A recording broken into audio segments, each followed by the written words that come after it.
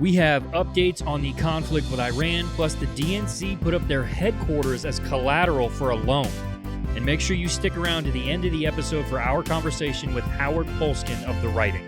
All that and more right now. Welcome to episode 77 of the Republic Brothers podcast. He's Matt, I'm Mike, and today is August 2nd, 2026. Please hit that subscribe button now so you don't miss our next episode. We start with Iran today, and as of August 2nd, 2026, the Iran war has taken a significant turn. The U.S. has pulled back from a planned major attack, and diplomacy is suddenly back at the center of the conflict. But this is not a ceasefire or a peace agreement. Let's go over what happened the last 48 hours. President Trump canceled a planned major U.S. strike on Iran. The administration had been preparing attacks on Iranian infrastructure, reportedly including energy-related targets. Trump said he was suspending the operation because negotiations could produce a deal quickly. Trump says the basic parameters of a deal have been established with the help of regional countries, particularly Saudi Arabia. The U.S. wants Iran to reopen the Strait of Hormuz and resolve the nuclear issue. Iran disputes Trump's characterization of the situation. Tehran has denied that it asked Trump to call off the attack and continues to warn that it will retaliate against any new U.S. or Israeli strike. At the same time, Iran says negotiations with Oman over reopening the strait are in their final stages. That's potentially the most important diplomatic development of the weekend. Talks involving the U.S. and Iran are expected to resume Monday, but the Strait of Hormuz is still the central issue. This has become arguably the biggest strategic issue of this war. Iran has severely restricted shipping through the Strait of Hormuz, the narrow waterway through which a huge portion of the world's seaborne oil and LNG normally passes. The disruption has driven up energy and transportation costs and put enormous pressure on countries throughout the Gulf and beyond. The U.S. is demanding that Iran restore normal shipping. Iran, meanwhile, wants major concessions in return, including relief from sanctions and guarantees against another U.S.-Israeli attack. That's why the latest Oman negotiations are so important. But the odds of a deal are likely slim. Both sides seem to want things the other is not willing to give up. This war has also expanded beyond Iran and Israel. Iran has been attacking and threatening U.S. and allied facilities throughout the Gulf. Kuwait recently intercepted Iranian drones aimed at important facilities, while Iran has warned that if the U.S. attacks again, it could retaliate against energy infrastructure in the Gulf. This is one reason Saudi Arabia, Oman, Qatar, and other Gulf states have been pushing hard for negotiations. They don't want another round of American strikes to trigger Iranian attacks on their oil fields, their ports, or their refineries. While the U.S. produces much of the oil it needs and gets the rest from our neighbors, countries in Europe and Asia are far more reliant on oil coming from the Middle East. And the Middle Eastern countries are very reliant on the revenue from oil exports. There are three big things to watch for over the next couple months. 1. Can the Strait of Hormuz actually reopen? This is probably the single most important near-term indicator. If commercial shipping starts moving normally again, the risk of another major attack falls substantially. 2. What does Iran agree to on its nuclear program? Washington wants a durable arrangement that prevents Iran from rebuilding a nuclear weapons capability. Tehran is likely to demand sanctions relief and security guarantees in exchange. The second part to that is whether or not the agreement holds, and if it does, for how long. 3. Does the U.S. actually stay its hand? This may be the biggest question. Trump has repeatedly threatened or prepared attacks and then shifted towards negotiations. The latest pause could become a genuine diplomatic opening, or simply another temporary lull before fighting resumes. Trump would be wise to end the conflict one way or another, but Iran will know it could use the conflict to hurt Trump in midterm elections. Yeah, I do not like that Trump was planning an attack and then changed his mind once again.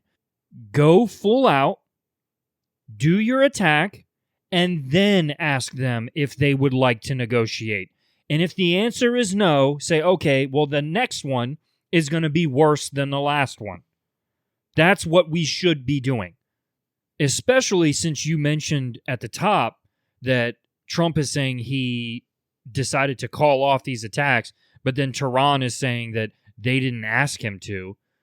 Trump really needs to figure out how to end this. Maybe he feels negotiations are his best option, but he's got to be looking at it saying, if we can't get there on that, let's just end it militarily and get it over with. The quicker you can bring gas prices down, the better it is for Americans' wallets, and the better it gives him a shot at winning in November. If gas is $4 a gallon when people go to the ballot box, that is bad for Trump. That would be bad for any political party in power. Well, speaking of the midterms, let's talk about the DNC here a little bit. We were going to talk about this on the last episode, but we pushed it up. The Democratic National Committee, leveraging its Washington, D.C. headquarters as collateral, is rooted in recent reporting regarding the party's current financial position ahead of the 2026 midterm elections. D.C. deed records revealed that the DNC put up its physical headquarters in Southeast Washington as collateral to secure a $15 million line of credit. The loan was taken out to fund electoral operations, early organizing, technology investments, and state party infrastructure. However, news of the arrangement sparked concern within the party after federal disclosure showed a stark cash disparity. The DNC reported having roughly $16 million in cash against $18 million in debt, whereas the Republican National Committee reported around $128 million in cash with zero debt. According to the DNC, this is standard procedure. Party officials pushed back on the narrative that using the building as collateral signals a crisis. The DNC noted that the headquarters building was previously used as collateral for major lines of credit during prior election cycles, including 2014, 2018, and 2019. DNC Chairman Ken Martin defended the financial strategy, arguing that the committee intentionally chose to spend raised funds immediately on field staff, voter contact, and state infrastructure rather than sitting on a massive cash reserve ahead of the midterms. Reports surfaced that major donors have been hesitant, leaving the committee in a tighter cash crunch than usual. News broke alongside reports that the party had also asked key political vendors to delay billing until the 2026 midterms. This certainly is not a good look for the DNC. This is the party that most billionaires support, so why couldn't they go ask them for a big donation? The truth is they probably did, but the common sense people are concerned with how far to the left the party has shifted. I don't think people who are billionaires in a capitalist society will enjoy the thought of giving their money to socialists who want to take everything from them. We see how poor places with socialist mayors are doing. Look at New York City or Seattle. It's not going well. Well, it is time for our interview with Howard Polskin. Enjoy. All right, today we are welcoming Howard Polskin to the show. Howard founded The Writing back in 2017. Every day he tracks and analyzes what conservative podcasters and commentators are talking about, keeping a finger on the pulse of right-wing media. Welcome to the show, Howard. It's great to be here. Thanks so much for having me. Awesome. Before we really get too far into anything, can you tell us a little bit about how The Writing started? Where'd you get the idea? So let's go back to November of 2016. Donald Trump gets elected. The next morning after the election, I wake up and I go, how did this happen? I didn't understand it. I'm really, I'm like, I read the New York Times, I read the Wall Street Journal, I watch the NBC nightly news. I try and be informed. And I was like, how did I miss this? What happened in America that brought us to this moment? Who voted for Donald Trump? And within a few days, I started going to some right-wing sites that I'd never been to before. Like, I'd never been to foxnews.com before. I'd never been to to nationalreview.com. And I started looking at all these other points of views, and it was a real eye opener to me. And then I started going in a little bit deeper and going into more of the extremist sites, such as InfoWars or the Gateway Pundit. And the light went on in my head that, wow, there's an entirely different way of looking at the news environment and our political system than I've been accustomed to throughout my life. And I thought, wow, I would really appreciate it if someone could collect all like 15 headlines a day and just push it to me so I didn't have to hunt for them every day. And no one was doing that. And it was like, that's when I got the idea to do the writing. I mean, you realized there was a need, and that kind of leads me to my next question. I was wondering if you know of, off the top of your head, if there's anybody on the right that's doing the same thing, that's scouring the left's news stations and putting it out there. Well, here's the thing, and I've toyed with the idea of creating something called the lefting. The problem with it is, so I can clearly know pretty much what's a right-wing news outlet. Right. When you talk about left, it starts to, it's unclear, like what's mainstream and what's progressive or liberal. Right. So, people on the right would say the New York Times is progressive or very ultra liberal, or the NBC nightly news. So it's much harder to determine what is left compared to what's right. Now, if you go back way back into the 60s and early 70s, you had something called alternative weeklies, like the Village Voice, places like that, which were overtly radical. And the common theme in all of those publications, and there were dozens throughout the country, were a very militant anti-war stance. That doesn't exist anymore, by and large. Right. So what would you say are some of the main outlets or the main people that you're checking in on most of the time?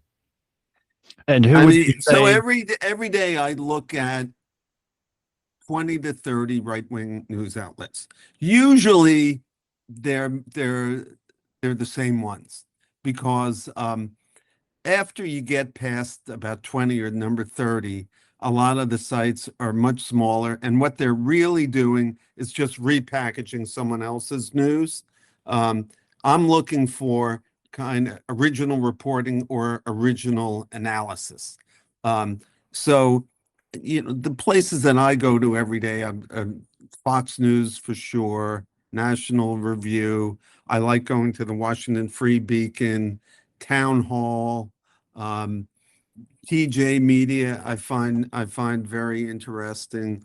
Even if I don't, something like the Gateway Pundit, its popularity puzzles me, because it's hard to plow through it. It's a visual mess. I don't really get it. But they all, it fascinates me every morning. I mean, I've been doing this almost 9 years, and it's still a journey of discovery every morning. Is there any particular outlets that you find really concerning when you see some of the rhetoric they push? Yes, of course. What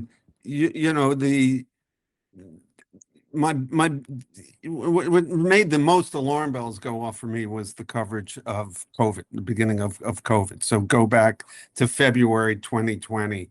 I don't think that right-wing media picked up on the danger so quickly, and I think they did a disservice for the country by minimizing it and basically following what President Trump was saying about the coming pandemic. And I think that was politically motivated, because he would have probably sailed in the re-election because the economy was doing so well, and he knew that the pandemic was going to tank the economy, and so he was doing everything he could to minimize that. And I think right-wing media parroted a lot of that. Yeah, and I think because of that, people died, and that was I was pretty angry during that period, um, I remember so clearly. He said in March or late March or early April about Easter that everyone's going to be in church and it's going to be a wonderful Easter, and that was the worst thing he could have said.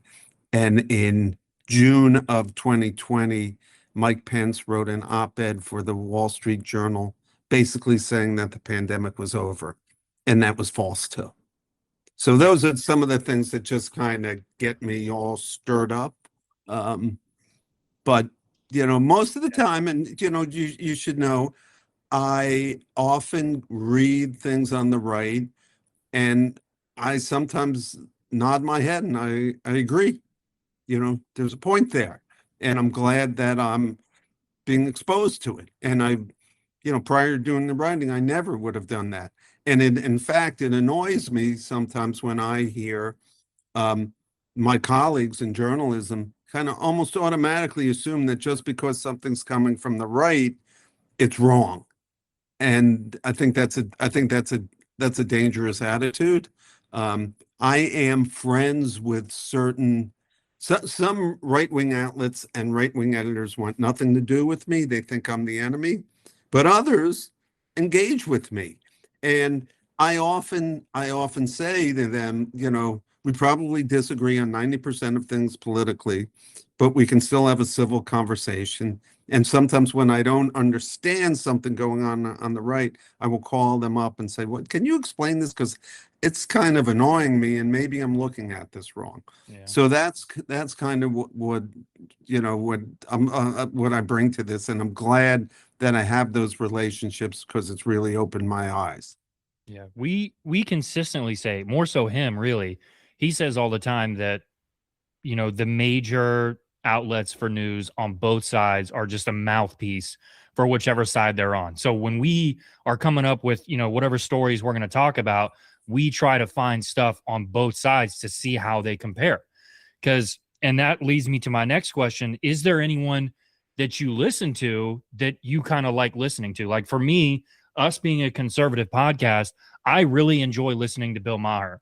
Like I don't agree with everything he says, but I could listen to him all day. Well, it's so funny you say that because I describe myself as a Bill Maher liberal. There you go. A lot of what he says, it's like, yeah, that's Yeah. right. Like, and he's got some big onions at times to call out, the wokesters. And it's, I find myself Yeah. on a Friday night listening to him going like, thank God someone finally said that. Mhm. And he doesn't just follow 100% accepted doctrine. He's an independent thinker, and I really appreciate where he's coming from. And just on his he just returned from vacation and the show Friday night. Oh my God, did he put the hammer to the Democratic Socialists of America and really expose their platform? And it was quite alarming, and I felt he did a real service to the country by pointing that out and making it so clear. Yeah. I see that AOC is leading now, it looks like, on that side. So I think that's the scariest part. From coming from our side, the scariest part is the Democratic Socialists on that side. Well, coming from my side as well, Yeah. So I'm with you. I'm with you. All of a sudden, it's like, what is this? What is this happening? yeah. And listen, I live in New York City, and I am not necessarily a fan of Mayor Mondami's policies.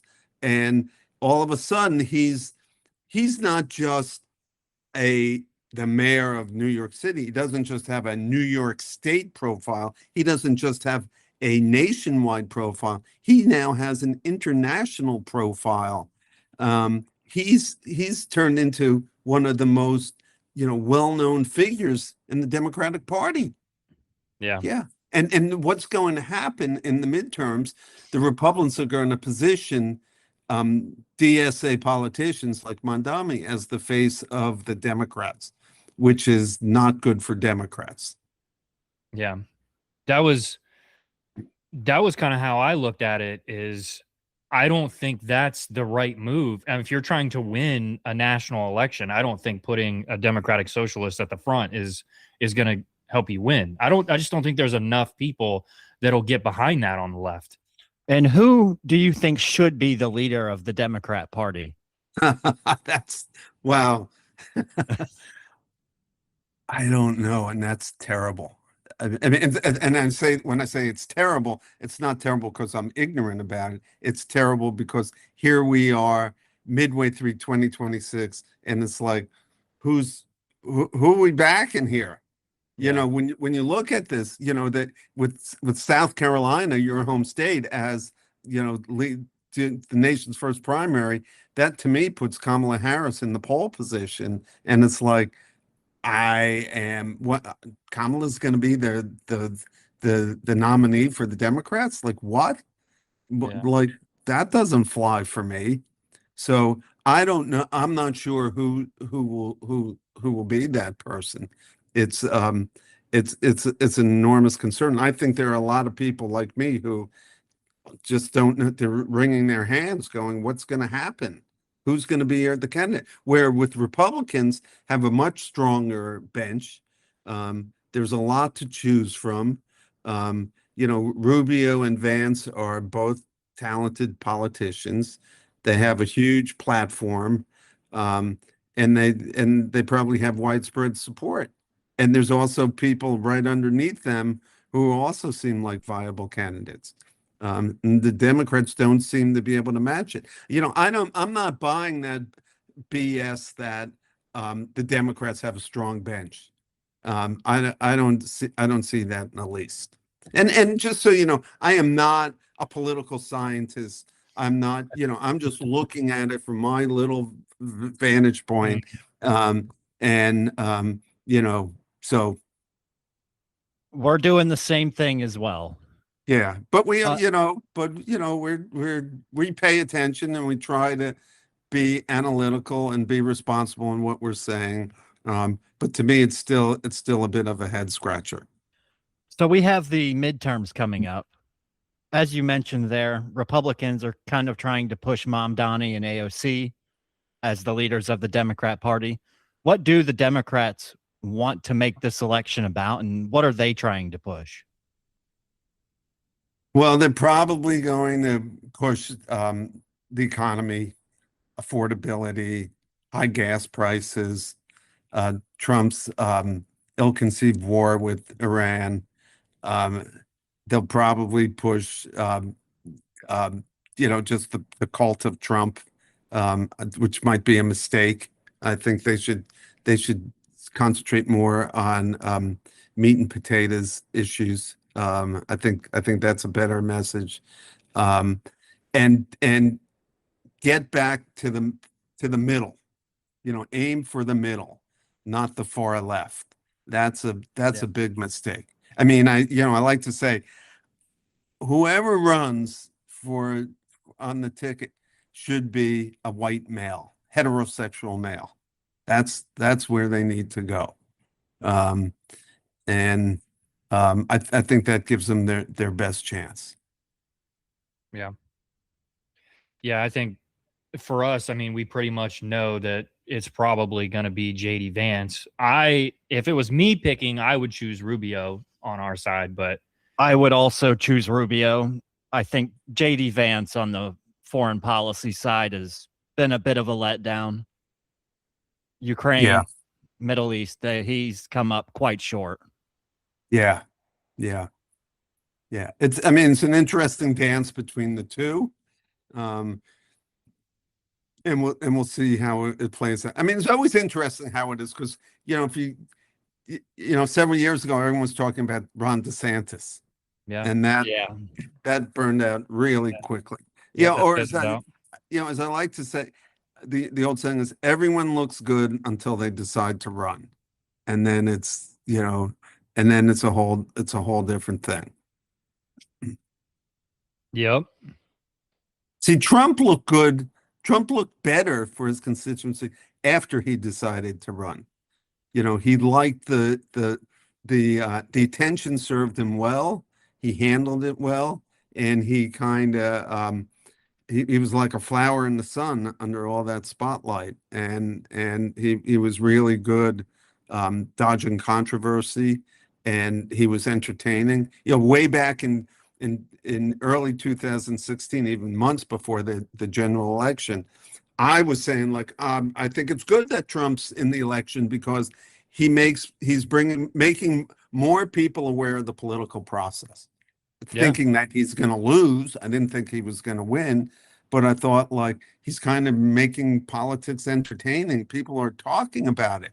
I mean, no one talked about the presidential election when Mike Dukakis was running, even Al Gore running. It's like it was boring. Yeah. This was entertaining. He definitely brought things front and center when he entered the race. I did think he had a chance to win when he first ran. I thought, man, he might actually do it just because of how many people would start paying attention just because he was running. Yeah. And well, I want to tell you my thoughts on 2016 because I've said the last 3 presidential elections were all referendums on the previous politician. 2016 had nothing to do with Trump. It was all about Clinton, and the people didn't like Clinton, and that's why Trump won. And it was the same in 2020. That's why Trump lost. It was about him. So you're that's a good analysis, and and this is where I missed the mark on it, because with Hillary running, I thought there's never been a better qualified candidate running. She was the first lady, she was the Secretary of State, she was the state senator. Like, whoa, just impressive. And I totally missed the mark on how the American public felt about her. Yeah. It was Trump's honesty in that debate with her. I think where he said, "Yeah, I cheat the tax code, just like all of your donors." Just him saying little things like that here and there is what made people go, "Oh, wait, what?" It was hearing something different, I think. And it was the mistakes by Clinton. For example, the basket of deplorables comment. Yeah. But I mean, hey, Trump made his fair share of his mistakes. We've been going on and on about this Iran thing for weeks now, and just the flip-flopping and the back and forth and the holding off and not finishing it, and just it goes both ways. I said that, when he bombed, when the war started on February 20th, there were a lot of my conservative friends were going, "Look at this, it's going to be over in a few days," and stuff like that. And I kept saying, this is a cliche, but I said, wars are easy to start and hard to end. And Yes. let's see where this goes. And here we are 6 months later, and it's like, it's not good. It's not good. And the flip-flopping isn't good. I mean, I think what the Iranians are banking on is the midterm elections. Like, he's going to have to fold at some point to get those gas prices down. I mean, we've been saying the same thing. Yeah, it's just like that. That's what the game is. And I don't think they factored that in. Yeah. He said on our last episode, he said that Iran is just outweighting Trump. That's all they're doing. They're outweighting him. Yeah. And I'm sure you would probably agree, but things that affect people's wallets have a much bigger impact than things that happen on the other side of the world. That's why gas prices are so hurtful for Trump. Yeah, I mean, I just, I went out fishing this morning, and on my way driving out there, I stop at the gas station, fill her up. It's over $50. And I'm like, wow, that hurt. And then it's like, how can, like, every time you go to a gas station, you're reminded of the war with Iran. And that is not good for the Republicans at all. Nope, it is not. We've been saying that for months. And right-wing media is divided on the war. Some outlets are supportive of it, and some are critical of it. So it's not uniform in any way. but there's We certainly were, cracks. Yeah. yeah, we were generally in favor of the logic behind starting it, but we've been very critical of the execution of this plan. It didn't look like Trump even had an exit strategy after a couple days of the war. When you look But at that's when, but all wars start that way as well. There's a reason for it. Vietnam was, oh, we have to stop communism. It's the domino theory. So let's send in some troops there, just a little bit, and we'll stop it. And then it just keeps more and more and more. And that's what happens. I want to ask you this. So, for an everyday American, just a regular, normal person that wants to stay informed, what would be your advice on how they navigate between the news that they get? Have you found any, I want to say, news sources that you find are straight down the middle, where you don't really have to read it and go, did somebody that obviously leans left or right write this or report this, or how do you find that balance to where you don't feel like you're just I seeing mean, stuff from one side? listen, I feel, and Trump administration may disagree, but I feel like if you watch something like any of the big three broadcast networks, their evening news, 6:30 to 7, I think that's right down the middle of the street. Um, you know, Trump administration often says NBC News, leans left. I don't feel that at all. My colleagues in journalism would say CBS News leans right. I watched, the CBS Evening News for the whole month of March, and I thought it was fair and balanced. I know what's taking place at the top of CBS News with Barry Weiss and how she's leading that network, but I think the average American would be well informed by watching any of those broadcasts. When it comes to reading like a website or a newspaper, to me the New York Times nails it, but I think a lot of I think a lot of people on the right would disagree with that assessment. I think they have a lot of smart people there, and they really, do a very good job of covering the news. Yeah, as I like to say, when there's a hurricane coming, when there's a collapse of a condominium in Miami Beach, where do you turn? Do you go to the Gateway Pundit? Do you go to Newsmax? No, you go to the New York Times. You go to the NBC Nightly News. That's where you go for your information.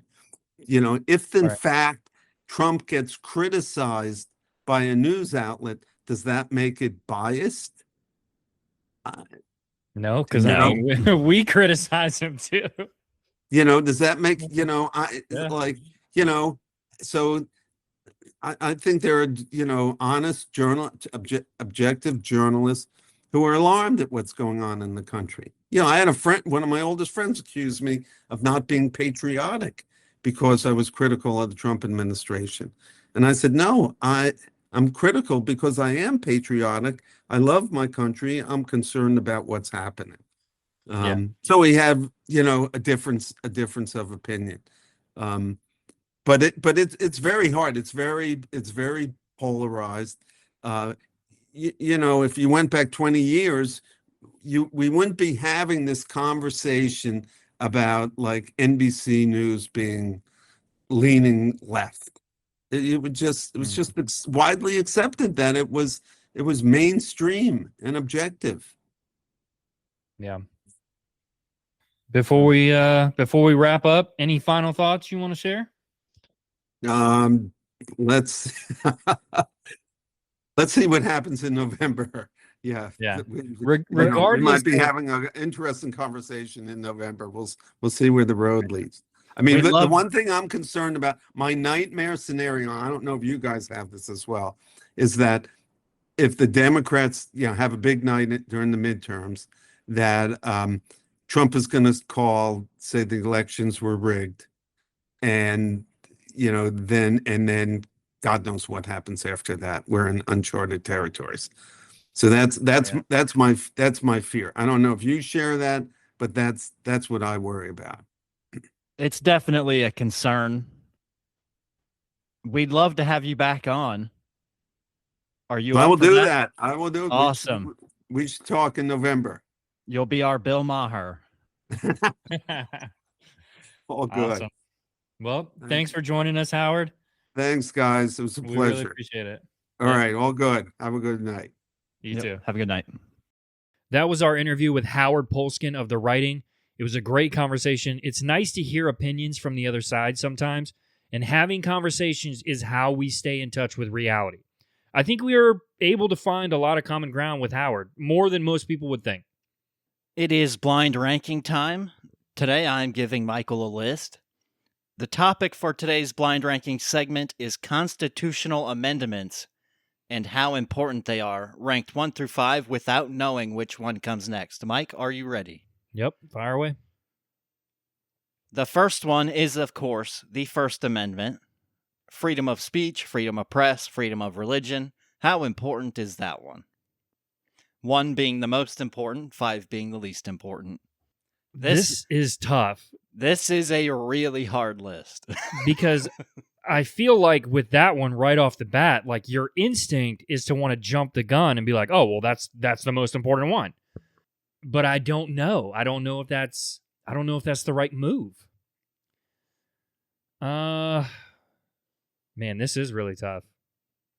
When you think about all the amendments, all 27, where does this one rank for you?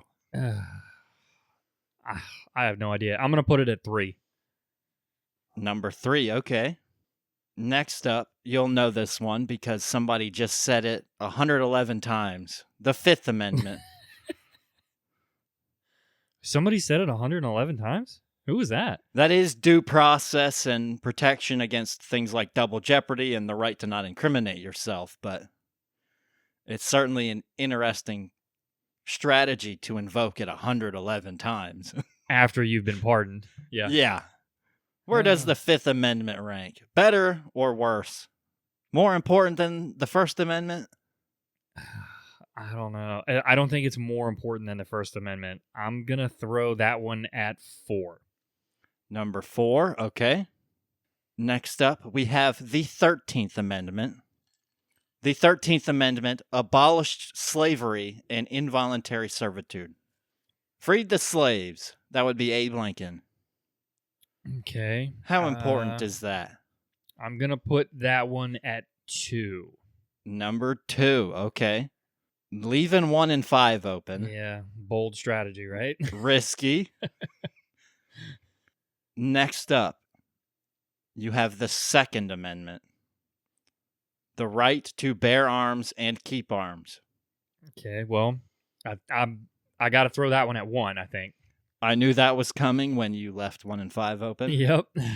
And that means you heard it here first, folks. Next on the list, the 19th Amendment, the right for women to vote. Mike doesn't want women to vote. See, now you're adding words to it. That's where you say they're all important. The 5th most important is still important. That's right.